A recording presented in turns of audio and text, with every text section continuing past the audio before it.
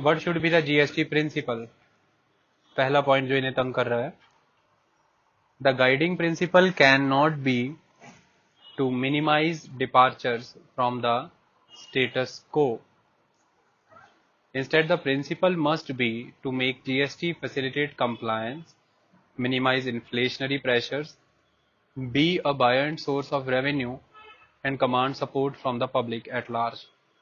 The GST is a consumption tax, so any differentiation of rates should be minimal and should be linked to protecting the consumption basket of the poor while imposing a greater burden on the rich. So the guiding principle cannot be to minimize departures from the status quo.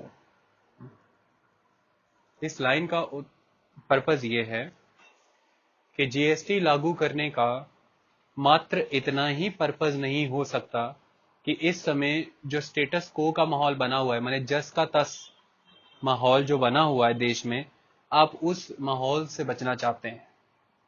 माने सिर्फ cascading effect की problem को ही ठीक करना इसका purpose नहीं होना चाहिए. सिर्फ और सिर्फ टैक्स रेवेन्यू बढ़ाना इसका पर्पज नहीं होना चाहिए. आप इस जीएसटी इंप्लीमेंट करने के प्रिंसिपल को सिर्फ इस पोजीशन तक मिनिमाइज मत कीजिए कि आपको सिर्फ स्टेटस को से ही डिपार्चर लेना है, स्टेटस को की सिचुएशन से ही बचना है, जबकि इसका पर्पस और लार्जर होना चाहिए. माने इसका पर्पस होना चाहिए कि टैक्स कंप्लायंसेस बढ़े, इसका पर्पस होना चाहिए कि इन्फ्लेशनरी प्रेशर जो है वो घटे, इसका पर्पस होना चाहिए कि एक बायंट सोर्स ऑफ रेवेन्यू बने, और इसका पर्पस ये होना चाहिए कि पब्लिक का लार्जर सपोर्ट मिले इसे. सो आपका जो जीएसटी प्रिंसिपल होना चाहिए कि the guiding principle can not be to minimise departures from the status quo. Instead the principle must be to make GST facilitate compliance, minimise inflationary pressures, be a buoyant source of revenue, and a command support from the public at large. That is the main. Tax structure. The 28% slab should include only the demerit goods like air conditioners and cars. Center should bargain to lower the compensation threshold from say 14% to 12%. If states insist on placing goods in the lower rate slabs. A tax policy and system must minimize the differentiation between a good from a service. A single rate will also avoid misclassification between services. If services are also allocated between the different rates, the result will be a messy system with multiple categories for both goods and services. क्या कहना चाहते हैं ये? इसमें ये कहा गया है कि 28% तक जो टैक्स रखा जाएगा वो सिर्फ और सिर्फ डीमेरिट गुड्स पे रखा जाएगा. अभी तक आपको पता था कि जो वैट होता था 12 से 13, 14, 15, 12 से 18% की रेंज में लगता रहता था, जिसमें मोस्टली वो 14%, 15% पे लगता होता था. अब ऑटोमेटिकली आप देखेंगे कि जीएसटी लागू होने के बाद गवर्नमेंट ने स्लैब्स बनाई हैं 12% की और 18% की, और मेजोरिटी ऑफ द आइटम्स रख दिए हैं 12% पे. तो अब अल्टीमेटली स्टेट्स जो है वो कॉम्पनसेशन मांगेंगे. स्टेट्स जो कॉम्पनसेशन मांगेंगे, उनको जो कॉम्पनसेशन प्रोवाइड करना है, वो कॉम्पनसेशन इस हिसाब से मांगेंगे कि हमको 14% वैट के थ्रू इतना कमाई हो रहा था, लेकिन अभी हमें 12% की वजह से 2% रिडक्शन हो गया है, इस वजह से इतना लॉस हुआ है. जबकि केंद्र सरकार को प्रयास ये करने चाहिए कि कॉम्पनसेशन के लिए जो थ्रेशोल्ड लिमिट सेट करनी है वो 12% पे सेट करे, ताकि बहुत ज्यादा कॉम्पनसेशन स्टेट्स को ना देना पड़े. अदरवाइज जीएसटी के थ्रू जितना ज्यादा बेनिफिट होगा टैक्स कलेक्शन का, उतना सारा का सारा कॉम्पनसेशन में ही निकल जाएगा, देश निर्माण में लग ही नहीं पाएगा. तो centre should bargain to lower the compensation threshold from 14% to 12% if states insist on placing goods in the lower rate slabs. ठीक है. अब आप लोग यहां पर गलती क्या करते हो मेरे बच्चों? हो क्या रहा है? सारी चीजों को अब क्लब कर दिया गया है. Excise, service, VAT, luxury, everything is under one tax. माने अब सारा टैक्स सप्लाई पे लग रहा है. तो अगर आप कोई सामान खरीदने जा रहे हो तो उसको उठा करके डाल दिया गया 18% या 12% वाली में, तो उसमें से 9% जो है वो स्टेट का हो जाएगा और 9% सेंटर का हो जाएगा। आई बात समझ में? लेकिन 12% का मतलब ये नहीं है कि वो 12% का मतलब 12% स्टेट का और फिर 12% सेंटर का। 12% में ही है, उसमें से दोनों 6-6% अपना लेंगे, जैसे भी उनको लेना है। तो अब अल्टीमेट एस्पेक्ट यहां पर हम ये देखें कि 6% मिला स्टेट को, बाकी का मिला किसको? एक्साइज ड्यूटी की जगह सेंटर को। जबकि पहले बहुत बड़े पैमाने पर 12 से 18% के बीच में वैट लगता था, तो ये लोग 14% वैट भी ठोकते थे। तो ऑलमोस्ट तो बहुत कम हो गया। अब स्टेट की अर्निंग बहुत रिड्यूस हो गई, क्योंकि उसका मेन अर्निंग का सोर्स वैट ही है। सो अल्टीमेट एस्पेक्ट इज कि इस प्रॉब्लम को ठीक करने के लिए हमें क्या प्रोवाइड करना पड़ेगा? कॉम्पनसेशन। तो अगर हम कॉम्पनसेशन प्रोवाइड करना चाहते हैं, वो ये कह रहे हैं सेंटर को कि कॉम्पनसेशन प्रोवाइड करने की थ्रेशोल्ड लिमिट आप 12% सेट करो, कि प्रीवियसली जो ये लोगों को कमाई हो रही थी वो 12% पे हो रही थी, इससे ऊपर पे नहीं हो रही थी। तभी जाकर के कुछ पैसा आप जीएसटी का लोक कल्याणकारी कर्म के लिए बचा पाओगे, वरना सारा पैसा जीएसटी कॉम्पनसेशन में चला जाएगा। क्यों? क्योंकि अल्टीमेटली जीएसटी कॉम्पनसेशन में जो पैसा जा रहा है वो आप कॉम्पनसेशन सेस के थ्रू दे रहे हो। फिर जितना ज्यादा आप थ्रेशोल्ड लिमिट रखोगे कॉम्पनसेशन देने वाली, उतना ही ज्यादा फिर अल्टीमेटली आपको सेस लगाना पड़ेगा, और वो सेस लगाने का अतिरिक्त बोझ किस पे पड़ेगा? जनता पर ही तो पड़ेगा। Like any other item of luxury consumption, gold को किसी भी और लग्जरी कंजम्पशन आइटम की तरह ट्रीट कीजिए। The government should to repeat its resolve shown in levying 1% excise duty. Government ने जो अपनी निष्ठा दिखाई थी, जो पर्पस बताया था 1% एक्साइज ड्यूटी लगाने का गोल्ड के पीछे, जीएसटी में के समय पे भी गवर्नमेंट को वही पर्पस अपना बताना पड़ेगा, वही आगे रखना चाहिए। The argument that high tax can lead to evasion has some merit. Argument ये है कि हाई टैक्स लगाओगे तो फिर इवेजन होगी, टैक्स इवेजन होगी, इस बात में भी दम है। Has some merit in the case of high value product such as gold. Gold is a very high value product बच्चे। आपके सामने एक ब्रेड है, ब्रेड के ऊपर 15% जीएसटी है। ब्रेड की कीमत कितनी होगी? मैक्सिमम 50 रुपए का ब्रेड होगा। लेकिन आप मिनिमम 1 ग्राम भी गोल्ड लेने जाती है तो 3000 का तो होगा, उस पर 15% टैक्स बहुत ज्यादा नहीं हो जाएगा? तो आप दो आइटम्स के ऊपर सेम लेवल का टैक्स लगा देंगे अगर, तो एक बहुत ही लो वैल्यू प्रोडक्ट है, एक बहुत ही हाई वैल्यू प्रोडक्ट है। इतने हाई वैल्यू प्रोडक्ट पर अगर 15% के हिसाब से टैक्स लगेगा तो फिर तो टैक्स इवेजन ही होगा। लोग टैक्स किधर से देंगे? हाई वैल्यू गुड्स का टैक्स हमेशा कम रखा जाता है। So currently even though the total headline tax on jewelry is 2%, the effective burden faced by consumer is about 10 to 12% because of cascading and non-availability of input tax credits. So there would be no increase in burden if the GST rate is set at 12%. It would not make any sense if gold and gold products were taxed at anything below a GST rate of 12%. क्या कह रहा है वो? आज की date में gold से क्या लिया जाता था? 1% एक्साइज ड्यूटी और 1.1% वैट। तो कुल मिलाकर के जो पर्सन के ऊपर टैक्स पड़ रहा है, जो फाइनल टैक्स पर्सन पे पड़ता है, उसे हेडलाइन टैक्स बोलते हैं।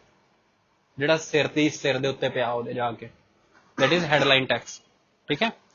सो हेडलाइन टैक्स वो ये कह रहा है कि नजर आता है 2%, बट अल्टीमेट एस्पेक्ट इज कि जिधर से भी गोल्ड होते हुए आया है वो 2% जोड़ के जो पर्सन को पड़ता है अल्टीमेटली 12% ही पड़ता है।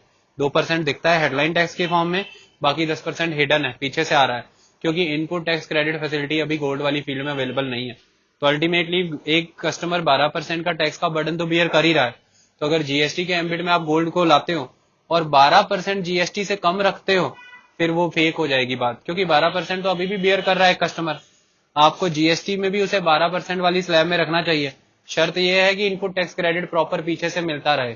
सारे सप्लाई चेन मैनेजमेंट में जो भी पर्सन है उनको इनपुट टैक्स क्रेडिट मिलता रहे, तभी गोल्ड को जीएसटी में लाने का कोई लाभ है।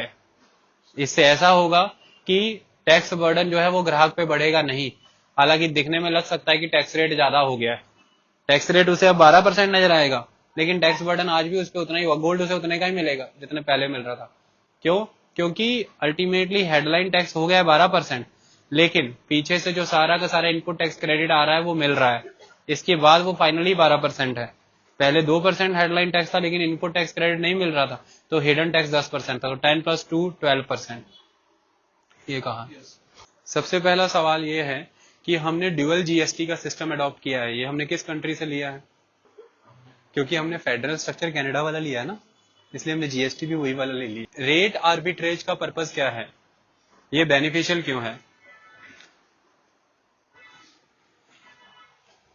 आज दिन तक हमने वैट का कंसेप्ट जो फॉलो किया, उसमें हम ये देख पा रहे थे कि कुछ वो सिटीज या कुछ वो स्टेट्स जो ऑलरेडी इनहेरिटेड क्वालिटीज की वजह से डेवलप्ड थे, जैसे कोस्टल एरिया पे होने की वजह से शुरुआत से ही वो international trade and communication line के ऊपर फॉल करते थे। दूसरा, नियर बाय बहुत जबरदस्त एग्रीकल्चर प्रोडक्शन एरिया था, जैसे महाराष्ट्र में ब्लैक सॉइल थी तो कॉटन प्रोडक्शन एरिया मिला, बंगाल में जूट प्रोडक्शन एरिया मिला, जैसे उड़ीसा के रीजन की अगर हम बात करें तो छत्तीसगढ़ का राइस बॉल का इलाका उन्हें मिल गया। अल्टीमेटली ये इनहेरिटेड क्वालिटीज होने की वजह से ही कुछ एरियाज पहले से ही डेवलप थे, इन्होंने इन्हीं डेवलपमेंट वाली पावर्स का बेनिफिट उठा करके बहुत जबरदस्त मैन्युफैक्चरिंग होती थी इनके इन स्टेट्स में, प्रोडक्शन बहुत ज्यादा होती थी। और जब मैन्युफैक्चरिंग और प्रोडक्शन का वॉल्यूम बहुत ज्यादा है, अल्टीमेटली उतने ही बड़े लेवल पे आप जॉब क्रिएशन कर रहे हो, और जब जॉब क्रिएशन का लेवल बहुत हाई है तो फिर लोगों के पास परचेसिंग पावर बहुत अच्छी होगी और लोग उसी तरह से चीजों की डिमांड क्रिएट करेंगे। अल्टीमेटली इसकी वजह से बहुत बड़े पैमाने पर सेल होगी और कंजम्पशन बढ़ेगी, तो इस वजह से वैट के थ्रू कलेक्शन बहुत ज्यादा होगा। तो अगर आप रेट को थोड़ा सा लो भी सेट कर दें बट वॉल्यूम ज्यादा हो जाएगा टैक्स का, तो यहां से आपको फायदा बहुत ज्यादा होगा। और चूंकि आपको शुरुआत से एक महारत हासिल है, टेक्निकली भी स्किल डेवलपमेंट भी हो आपके स्टेट में, इसकी वजह से आप ही का प्रोडक्ट अदर स्टेट्स में भी बिकेगा, वो भी कंज्यूम करेंगे। और पहले वाले रूल के अकॉर्डिंग कमेंस स्टेट आप हैं, रीजन स्टेट आप हैं, तो वैट का बेनिफिट आपको वापस आना है सैन वैट के थ्रू। अब अल्टीमेट हो क्या रहा था, इसकी वजह से कुछ स्टेट डेवलप होते जा रहे थे, अदर स्टेट्स डेवलप हो ही नहीं पा रहे थे। ऐसे में हम बात करें दो स्टेट्स की, जैसे कि गुजरात और हम बात करते हैं बिहार की। अगर हम बिहार की बात करें तो बिहार में अपने लोकल उद्योग धंधे तो लग नहीं पाए, इंडस्ट्रियलाइजेशन यहाँ पर नहीं हुआ, जिसकी वजह से प्रोडक्शन और मैन्युफैक्चरिंग एक्टिविटीज नहीं हो पाई। ये सारी चीजें नहीं हो पाने की वजह से यहाँ के लोग जब भी कोई चीज कंज्यूम करते हैं, डिमांड क्रिएट करते हैं, तो वो अदर स्टेट से आती है जो स्टेट्स डेवलप्ड है। तो कोई चीज जब जो गुजरात से बिहार जाती है तो बिहार का बंदा उसे कंज्यूम करता है, उसका जो वैट का बेनिफिट है वो गुजरात स्टेट को चला जाया करता था। तो बिहार सरकार ऑलरेडी वहां पर इंडस्ट्रियलाइजेशन नहीं है, जिसकी वजह से उन्हें किसी तरह का कोई कॉर्पोरेशन टैक्स बहुत बड़े लेवल पर डेवलप नहीं हो पा रहा, बहुत जबरदस्त तरीके से वहां पर सेल्स नहीं बढ़ पा रही है, जिसकी वजह से उनका अपना लोकल वैट वहां पे क्रिएट नहीं हो पा रहा है, और वहां के लोग जो डिमांड क्रिएट कर रहे हैं वो भी अदर स्टेट की गुड्स के लिए क्रिएट कर रहे हैं। तो इसकी वजह से बिहार जो है वो डाउनवर्ड जाता चला जा रहा था। तो स्टेट्स ने क्या किया था कि माल प्रैक्टिसेस स्टार्ट कर दी थी, माल प्रैक्टिसेस स्टार्ट की, मैंने वैट को एक हथियार बना करके अपने आप को ग्रो करना शुरू किया। मेरिट बेसिस पे ग्रो नहीं कर रहे थे, माल प्रैक्टिसेस बेसिस पे ग्रो कर रहे थे। गुजरात क्या करता था, अपना वैट लो रखता था, वैट का सिस्टम लो रखता था। अल्टीमेटली इसकी वजह से उद्योग धंधे भी यहाँ पे आके लगते थे, फैक्ट्रियां भी यहाँ पर आकर लगती थी, प्रोडक्शन यहाँ करना चाहते थे सभी उद्योग धंधे वाले, तो इस वजह से इसको लेवरेज मिलती चली गई। अब बिहार और बाकी के अदर स्टेट इसकी वजह से डूबते चले गए। अब होगा क्या कि जब किसी को भी किसी तरह से वैट को मैनिपुलेट करने की परमिशन नहीं रहेगी, तो ऐसे में क्या होगा, ऐसे में होगा ये कि अब हर स्टेट मेरिट बेसिस पे अट्रैक्ट करेगा बिजनेसमैन को, मेरिट बेसिस पे अट्रैक्ट करेगा इंडस्ट्री को। मतलब वो अपने यहाँ पर शो करेगा कि मेरे यहाँ पर ईज ऑफ डूइंग बिजनेस है, मेरे यहाँ पर ट्रांसपोर्टेशन नेटवर्क बहुत जबरदस्त है, मेरे यहाँ पर कम्युनिकेशन लाइन्स बहुत जबरदस्त बिछी हुई हैं, मेरे यहाँ पर बहुत ही रैपिड ट्रांजिशन मोड एस्टेब्लिश्ड है, मेरे यहाँ पर सिंगल विंडो ऑपरेशन सिस्टम है, मेरे यहाँ पर law and order fully established है, मेरे यहाँ पर ट्रांसपेरेंट ब्यूरोक्रेसी है, अकाउंटेबिलिटी ऑफ द ब्यूरोक्रेसी 100% है। ये सारी फैसिलिटी हैं, तुम्हें उद्योग धंधा लगाने के लिए बहुत बढ़िया रहेगा। तो जब सभी स्टेट अब इस तरह का प्रयास करेंगे उद्योग धंधों को खींचने के लिए, अल्टीमेटली देश का विकास हो जाएगा, क्योंकि स्टेट डेवलप तो देश develop, because India is A union of the state. और बिहार राज्य अब जितना भी कंज्यूम करेगा उसका बेनिफिट बिहार, उसका वैट का बेनिफिट बिहार राज्य को मिलेगा। अल्टीमेटली बिहार राज्य भी उस पैसे से फिर उद्योग धंधे यहाँ पर लगा पाएगा।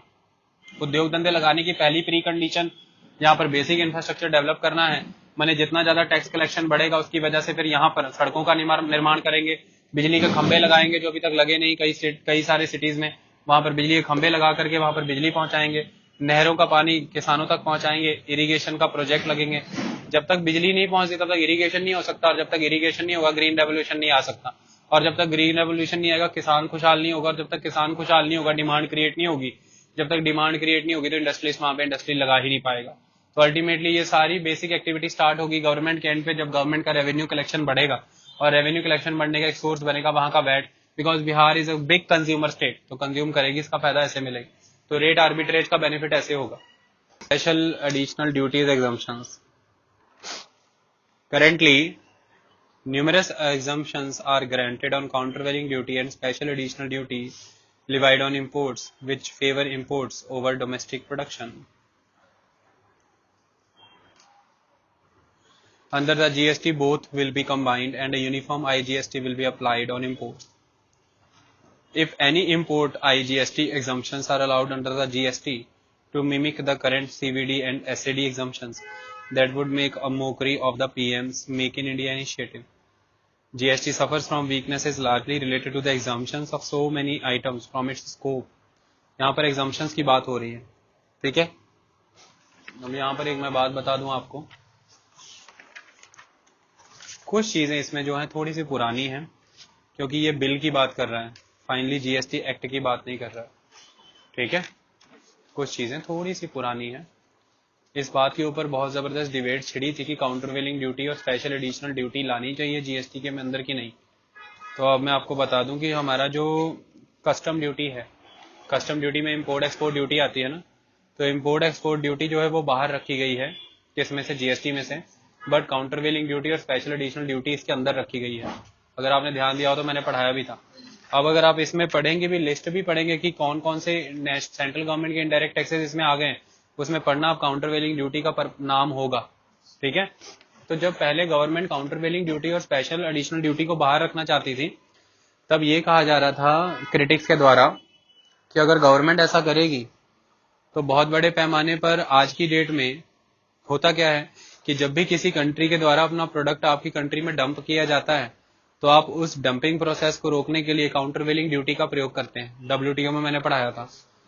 अब काउंटरवेलिंग ड्यूटी का प्रयोग आप जब करते हो तो अल्टीमेटली बाहर का प्रोडक्ट आपके इंडिया में जो आ रहा है वो महंगा हो जाता है, और आपका जो लोकल डोमेस्टिक प्रोड्यूसर है उसका प्रोडक्ट मार्केट में बिकना शुरू हो जाता है। तो अब अगर आप काउंटरवेलिंग ड्यूटी को और स्पेशल एडिशनल ड्यूटी को जीएसटी से बाहर रखते हैं, तो मतलब आपको परमिशन मिल जाएगी सीवीडी को और स्पेशल एडिशनल ड्यूटी को मैनिपुलेट करने की, और फिर आप उसे कम करके रखोगे। अल्टीमेटली इसकी वजह से विदेशी प्रोडक्ट बहुत बड़े पैमाने पर भारत में आने लग जाएगा, जिसकी वजह से जो हमारा डोमेस्टिक प्रोड्यूसर है वो हार्म होगा। और एक तरह से जब फॉरेन से बना हुआ प्रोडक्ट इंडिया में कंज्यूम करना है, तो फिर मेक इन इंडिया प्रोजेक्ट का मजाक बनेगा। फिर इंडिया में कोई मेक क्यों करेगा, फिर तो बाहर से ही बन के आ रहा है, वही कंज्यूम कर लो। तो अल्टीमेटली काउंटरवेलिंग ड्यूटी और स्पेशल एडिशनल ड्यूटी को भी जीएसटी के एम्बिट में ही डालो और एक कंबाइंड आईजीएसटी क्रिएट करो। तो आज की डेट में कंबाइंड आईजीएसटी है प्लस कस्टम ड्यूटी है, ठीक है। तो अब ये पॉइंट दोबारा पढ़ देता हूं, अब सुनिएगा। Currently, numerous exemptions are granted on countervailing duty and special additional duty levied on imports, which favor imports over domestic production. Under the GST, both will be combined and a uniform IGST will be applied on imports. If any import IGST exemptions are allowed under the GST